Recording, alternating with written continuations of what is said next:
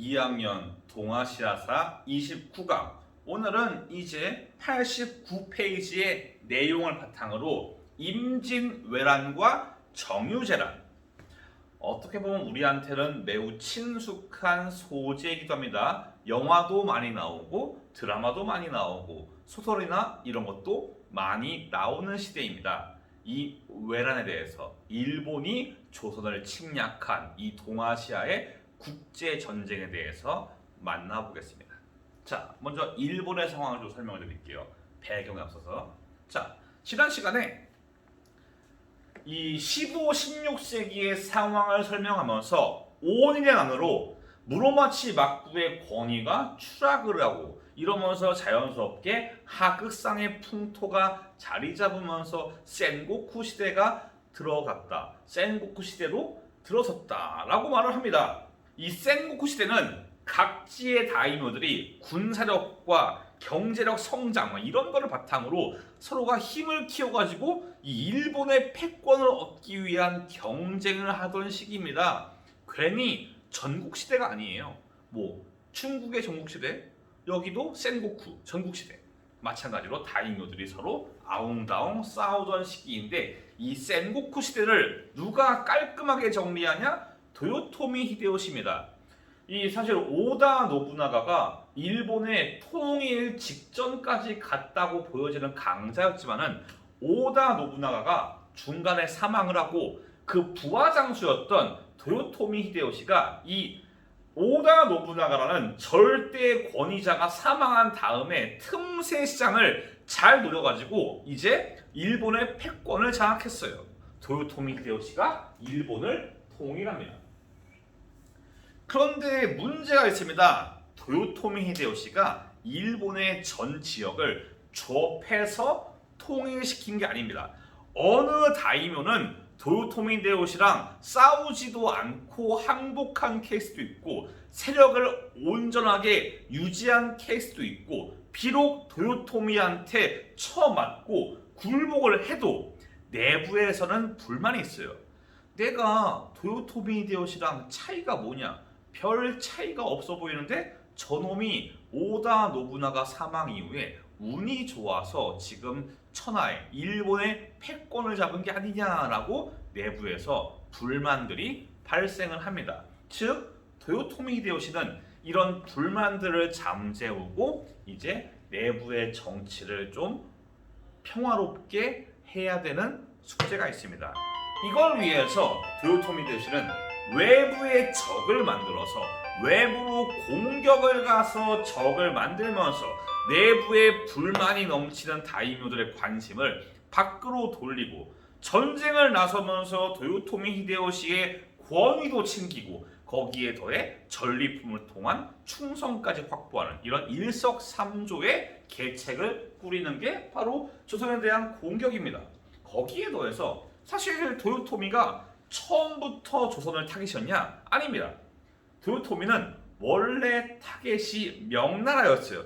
좀 이 양반은 뭐라고 해야 되나? 망상, 허세 요런 게 좀 많은 사람입니다.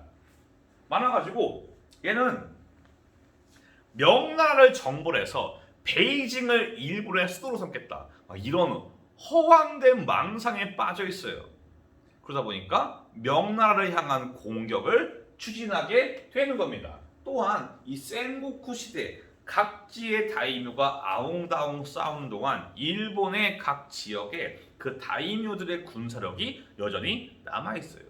도요토미의 입장에서는 각 지역에 이런 다이묘들의 세력이, 군사력들이 남아있는 것을 원치 않습니다. 이런 군사력을 어느 정도 소진할 필요가 있겠지요. 놔둬봤자 도요토미한테는 이게 잠재적인 불안 요소일 뿐이에요.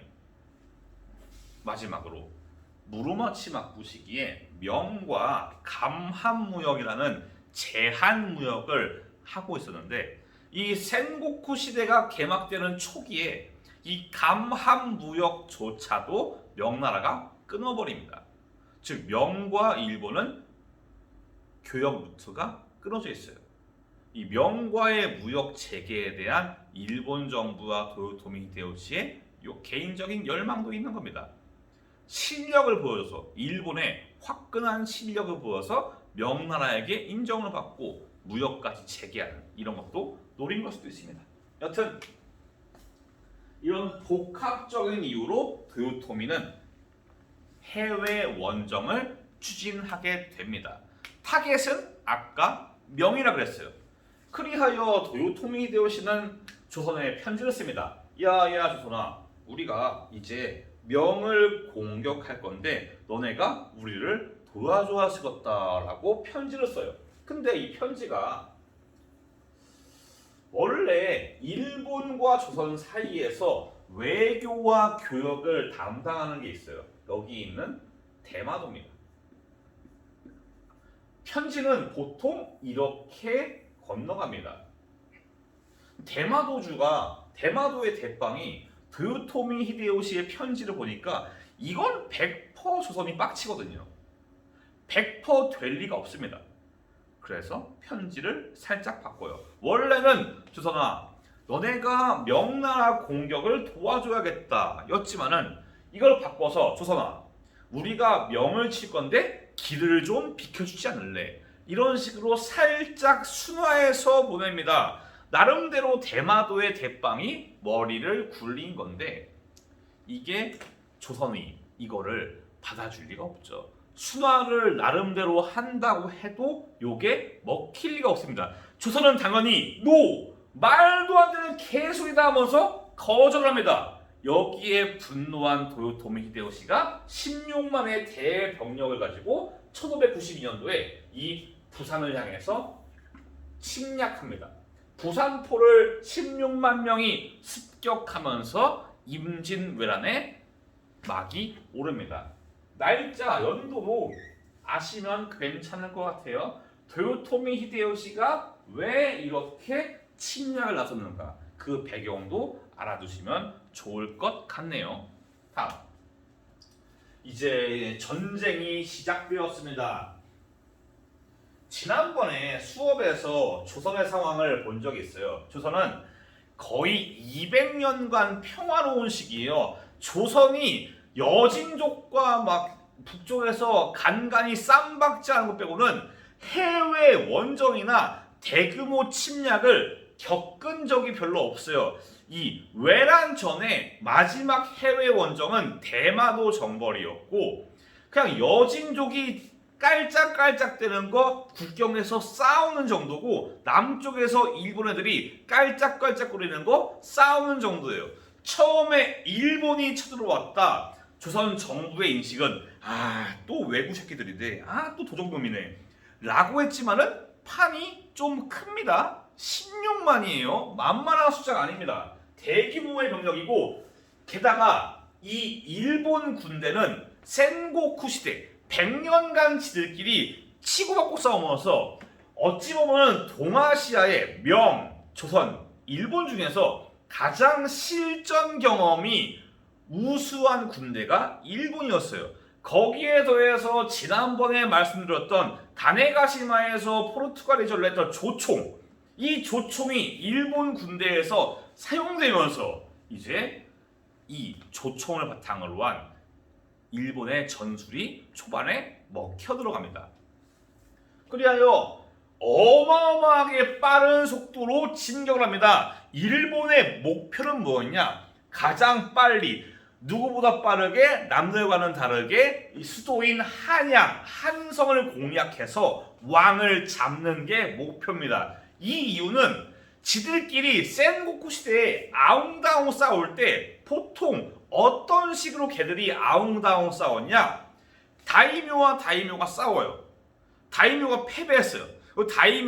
다이묘는 앉아서 할복해서 죽습니다. 다이묘 혼자 죽고 그 백성은 온전하게 승리한 자의 꽃입니다. 그렇기 때문에 이거를 국가 간의 전쟁도 대입해서 빨리 왕을, 선조를 잡아서 목을 따든 뭐하든 간에 정리를 깔끔하게 하고서 조선을 굴복시킨다 라는 게 주된 목표예요. 어택 땅을 그냥 한양에 찍어놓고 달린 겁니다. 20일 동안 부산포를 습격하고 20일 만에 수도 함성이 불타오릅니다. 한성이 함락됩니다. 어마어마한 진격 속도에 당시에 약해져 있던 국방력의 조선은 대응을 제대로 하지 못합니다. 그나마 중간에 신립 장군이 나서보지만은 그것도 실패를 해요. 한성을 점령하고 자 이제 왕 어딨냐 보니까 왕이 없어요. 왕이 이미 도망가 있습니다. 왕이 평양을 거쳐서 의주를 향해서 피난을 갑니다. 여기에서 일본 군대가 잠시 멈칫합니다. 일본에서 보통 지들끼리 전쟁할 때는 다이묘와 다이묘와 싸울 때 얘가 졌어요. 얘는 딱히 도망가지 않고 가만히 앉아서 자신의 운명을 기다리는데 선조는 도망갔습니다. 이런 경우를 본 적이 없어요. 일본 애들은. 그래서 잠시 동안 뭐지? 도망갔네? 어떡하지? 잠깐 멈칫하는 사이에 우리의 왕 선조는 의주까지 도망갑니다. 이게 잘못됐다는 게 아닙니다. 만약에 역사에 만약은 없지만 선조가 잡혔다. 또 모르는 겁니다. 선조의 도망은 잘 간 겁니다. 도망을 가면서 누구한테 요청하냐? 우리가 열심히 조공을 바치면서 그 국제 질서 안에 들어가 있었던 명나라 형님 도와주세요. 일본이 지금 오고 있어요. 라고 명나라의 원군을 요청합니다. 여튼 이런 상황 속에서 조선이 일본한테 초기에 계속 두들겨 맞으면서도 전국 각 지역에서 이 전국 각 지역의 양반들, 사대부들 이런 사람들이 각 지역의 향촌사회, 사림들 이런 사람들이 이제 그 지역의 사람들을 모아가지고 자기 고장에 쳐들어오는 일본군과 맞서 싸우는 의병을 조직해서 활약합니다. 의병들은 그 지역이 고향이니까 그 지역에 대한 아주 뿌리 깊은 그런 이해도가 있어요.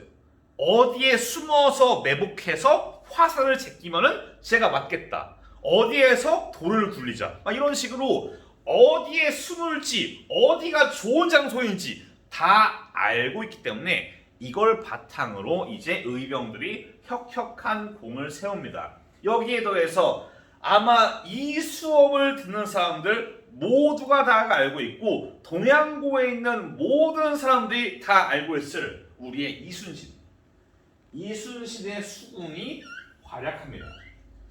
근데 이순신의 활약이 왜 중요한가는 잘 모르는 경우가 많아요. 이순신이 왜 중요하냐? 일본 군대가 쳐들어와서 한양으로 진격하고 이제 함경도로 막 갑니다. 한반도 각 지역으로 막 가요. 일본은 어디를 노리냐? 이 전라도 지역. 여기가 쌀 생산이 많습니다. 만약에 일본이 전라도를 차지한다. 일본은 자기네 고향에서 식량을 보급하지 않아도 여기에서 자체 해결이 가능해요. 그렇기 때문에 일본은 육지와 바다에서 계속 전라도 지역을 향한 진격을 이어갑니다. 이거를 막은 게 육지에서는 의병들이고 바다에서는 이순신이 이 전라도를 향한 진격을 저지한 겁니다. 더 나아가서 전라도뿐만 아니고 상륙작전도 가능한 겁니다. 우리의 배후를 무력하는 그런 것도 가능해집니다. 그렇기 때문에 이순신의 절묘한 커트로 일본 해군이 부산 쪽 외에는 딱히 활동을 하지 못합니다. 이 바다에 대한 장악력, 이거를 제해권이라고 하는데 이거는 우리가 아무리 쳐맞아도 이순신 덕택에 바다는 항상 조선의 것이었어요. 보급이나 전략적인 측면에서 이렇게 이순신의 공은 매우 큰 겁니다. 이렇게 초기에 의병과 이순신이 점점 활약을 하면서 우리가 반격을 할 건덕지를 계속 마련합니다. 그리고 명나라가 등장합니다. 명나라는 처음에 선조한테 말을 들었을 때 귀를 의심해요. 조선이 20일 만에 한양이 털려? 얘들 뭔가 일본이랑 손잡고 길 빌려주는 거 아니야? 자, 조선이 그리 약했냐? 라고 의문이 들어요. 야, 조선 좀 수상하다. 한데 이수신이라던가 의병들이라던가 계속 일본과 맞서 싸우는 걸 보니까 아, 얘들이 구라치는 거 아니다. 얘들이 일본이랑 싸우는 거 맞는 것 같다. 그럼 우리가 어떻게 해야 되냐? 명이 고민을 해요. 명이 고민을 합니다. 이게 명은 사실 이때 지난번에 말했지만은 환관의 문제, 장거정 사망 이후에 환관의 문제와 당시에 이것도 설명해야 되나? 어렵네 참. 말력제라는 황제가 있는데 이 양반의 특징은 아무것도 하지 않아요. 황제가 파업을 합니다. 황제가 야, 나 정치 안 해. 그러고 거의 십몇 년간을 지가 틀어박혀가지고 파업을 합니다. 정치를 하지 않아요. 황제가. 그러니까 신하들은 답답한 거지. 황제가 안 보이는데 신하들이 알아서 해야 돼요. 나라의 경제는 개판이고. 이런 상황 속에서 선조가 도와주세요 요청합니다. 근데 일반적으로 당시에 명도 힘드니까 야, 이걸 도와야 되나 말아야 되나. 도와야 되는 거 알아요. 명도. 하지만 이거를 어느 정도 도와줘야 되나. 명도 힘든데 고민을 할 때 황제가 정치 전반에 갑자기 등장해서 야, 우리가 풀 컨디션으로 명나라 우리의 모든 것을 다해서 우리의 조공국인 조선을 보호하자. 황제가 강한 의지를 가지고 이 조선에 대해서 원군을 보냅니다. 괜히 우리가 나중에 배우겠지만은 명나라를 우리의 조선이라는 왕조를 살린 은혜라고 그렇게 떠받드는 이유가 있는 겁니다.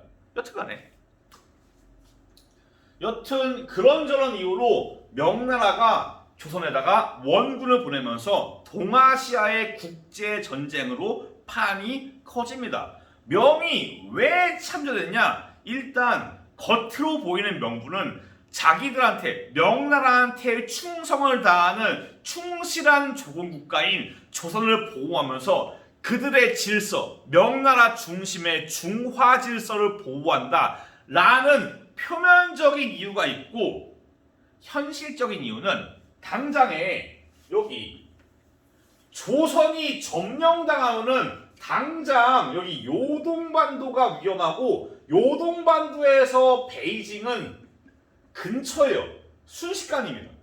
정말 가까워요. 조선이 일본한테 정복당한다?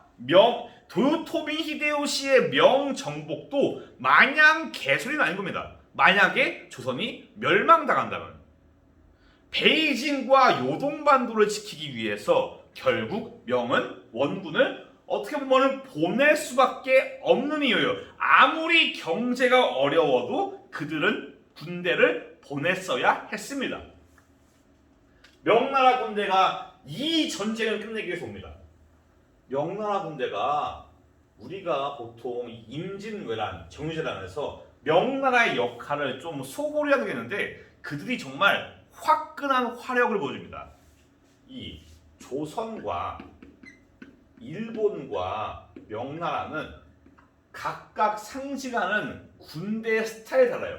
조선은 뭐가 제일 유명하냐? 활이에요, 활. 최종병기 활. 이런 느낌입니다. 활은 이 당시에 일본이 자랑하는 조총보다 사실 좋아요. 활이 사정거리도 길고 명중률도 좋습니다. 오히려 파괴력도 훨씬 좋아요. 다만 차이는 활은 제대로 목표물에 쏘기 위해서는 어마어마한 훈련을 계속 해야 됩니다. 몇 년 넘게 계속 훈련을 해야지 활을 쏠 수 있는데, 총은 총 지워주고 빡세게 총 쏘는 방법만 빡세게 교육시키면은 농민들도 총을 쏠 수 있습니다. 총은 쏘는 난이도가 매우 낮아요. 이것 때문에 초기에 일본이 이득을 본 거고요. 그럼 명나라를 상징하는 무기는 대표적으로 대포. 얘들은 포르투갈에서 사온 대포를 끌고 옵니다. 서양에서 만든 대포를 끌고 와서 어떤 짓을 벌이냐? 일본 군대가 긴장해서 지키는 평양성. 평양성은 당시에 조선에서 거의 제2의 도시이고 방어력이 어마어마하게 높아요. 이 평양성을 한 방에 작살내서 평양성을 탈환합니다. 기세가 올랐어요. 가자. 이 김에 한 성까지 점령을 해버리자라고 갑니다. 근데 가다가 벽제관, 지금 고양시, 일산에 있는 고양시의 벽제관에서 명나라 군대가 패배합니다. 여담인데 원래 한 성을 탈환하기 위해서 어떤 계획을 세우냐? 명나라가 벽제관을 지나서 가고 조선 군대는 행주산성에서 가자라는 거였어요. 사실 벽제관과 행주산성 다 한강 쪽에 있습니다. 자, 그림을 그렸지만은 그런데 여기에서 패배해서 명나라가 안 오고 행주산성의 조선 군대가 고립이 되고 이거를 이제 일본 군대가 공격합니다. 이거를 격파한 게 권율 장군이 격파한 게 행주대첩이에요. 어떻게 보면 살짝 연결되어 있습니다. 여튼간에 벽제관에서 패배한 명은 근본적인 물음에 빠집니다. 우리가 이거를 왜 싸우고 있지? 남의 나라에서 이거를 왜 싸우지? 라는 근본적인 물음에 도달하면서 명나라 군대가 전쟁의 수행의 의욕을 살짝 상실합니다. 그거는 일본도 마찬가지예요. 도요토미 히데요시가 보내서 왔는데 와서 보니까 명나라가 화끈하거든요. 거기에 더해서 조선의 어마어마한 저항, 의병의 저항과 지방 군대의 저항, 이순신의 활약, 행주에서의 패배, 진주성의 패배, 패배를 계속 겪으면서 일본의 장군들도 야, 이거 싸워야 되나? 그냥 우리가 적당히 우리의 대빵이 도요토미 히데요시가 적당히 만족할 만한 조건을 받으면은 우리가 싸우지 않아도 되지 않을까? 라는 생각을 해요. 그래서 양쪽 간의 이해관계가 맞아진 명과 일본이 휴전협상, 강화협상에 도입합니다. 전쟁을 끝내기 위해서 강화협상을 도입하는데 여기에서 일본이 도요토미 히데요시가 완전 무리수 그 자체, 거기 89페이지 아래쪽에 일본이 요구한 강화 조건들이 있는데 그나마 제일 양심적이고 그나마 명나라가 해줄 수 있는 게 무역의 재개입니다. 또 하나의 무리수, 명나라 공주를 일본 천황에 후궁으로 보내래요. 화번 공주의 문성 공주라던가 화번 공주의 예가 있으니까 어느 정도 정상의 참작은 되지만은 그렇다고 천황의 후궁이에요. 첫째 왕비도 아니고 후궁이야. 이거를 명이 받을 이유가 없고 여기에 더해서 가장 말도 안 되는 무리수, 조선 남부의 사도, 경기, 충청, 전라, 경상 이 네 도를 경기, 전라, 충청, 경상도를 일본한테 내놔라 라고 얘기합니다. 이거는 들을래야 들을 수가 없는 개소리입니다. 그래서 명나라는 대충 이런 거 안 하고 도요토미 히데요시를 일본의 왕으로 책봉하는 정도로, 왕까지는 아니네, 일본의 지배자로서 책봉을 하는 정도로 끝내려고 해요. 도요토미가 이거를 받지 않습니다. 무슨 개소리냐 이러면서 왜 우리의 요구 조건인 왕자, 조선의 왕자는 왜 인질로 오지 않냐? 라고 하면서 발끈해서 강화 협상을 파토내버리고 도요토미 히데요시가 다시 공격을 재개하는 게 이게 바로 정유재란입니다. 하지만 이때는 조선이 나름대로 재정비를 합니다. 직업 군대도 만들고 각지에 성을 쌓고 이러면서 나름대로 대비를 해서 이 정유재란의 일본 군대의 진격은 어느 정도 가다가 멈추고서 이제 명과 조선의 군대에 의해서 이게 점점 밀려납니다. 이 정유재란에서 우리가 일본 군대를 성공적으로 밀어낸 대표적인 사례가 영화로도 유명한 명량해전이에요. 이거는 키워드까지는 아니고 여튼 명량해전을 통해서 조선과 명의 군대가 일본을 점점 밀어냅니다. 이런 상황 속에서 도요토미 히데요시가 사망을 하고 도요토미 히데요시가 죽으니까 일본 군대는 더 이상 싸울 동력을 상실해요. 그래서 일본 군대가 도망갑니다. 다이묘들이 도요토미의 부하 장군들이 자기의 대빵에 죽었는데 빨리 가서 자기의 세력을 유지해가지고 어떻게 그 다음 상황을 대비하는 게 중요한 거예요. 얘들한테는. 그래서 더 이상 전쟁을 하지 않고 빠르게 도망갑니다. 우리나라에 유구한 전통이 있어요. 우리 민족의 전통. 들어올 땐 마음대로지만 나갈 땐 아니란다. 을지문덕도 그랬고 강감찬도 그랬고 이순신도 마찬가지예요. 도망가는 일본 군대를 노량해전에서 작살내버리면서 이 임진왜란, 정유재란 두 가지의 왜란은 여기에서 마무리가 됩니다. 거기 89페이지의 지도도 참고하시면 좋을 것 같아요. 좀 설명이 조금 살짝 깊게 들어가진 않았습니다. 한국사에서 왜란을 어떻게 배우는지는 잘 모르겠습니다. 왜란의 결과는 나중에 한꺼번에 왜란으로 겪은 피해는 다다음 시간에 배우고 그 다음에 이제 왜란 이후에 국제 정세가 어떻게 변화했는가를 배울 거예요. 여기에서 수업을 마무리 짓도록 하겠습니다. 다음 수업은 이제 90페이지에 있는 호란 그리고 91페이지에 이 전쟁의 피해도 잠깐 다루겠습니다. 이제 왜란 이후에 여진족이 어떻게 후금을 세워서 청을 세워서 우리 조선을 침략했는가를 만나보겠습니다. 고생 많았습니다. 다음 시간에 뵐게요.